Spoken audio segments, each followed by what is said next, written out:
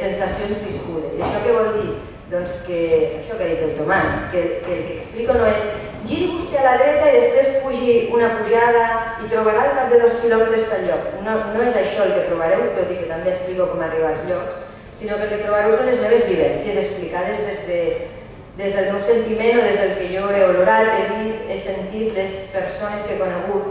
Llibres de rutes n'hi ha moltíssims al mercat, i de llibres de rutes de Catalunya segur que en teniu tots a casa vostra un munt, però això no és un llibre de rutes en absolut, és un llibre en el qual us convido a conèixer llocs de Catalunya que a mi m'han captivat per algun motiu i en el qual us faig una mica partícips del que jo he viscut. És una mica una altra de les preguntes que em feia la gent. Per què has fet un llibre d'una cosa que normalment expliques en un vídeo? Doncs pel mateix motiu, perquè en un llibre et permet, els que escriviu, que segur que per aquí hi ha algú, et permet explicar les coses d'una altra manera, de despullar-te una mica i explicar més els teus sentiments. Encara que sigui una ruta, també sents coses quan vas a un lloc, no?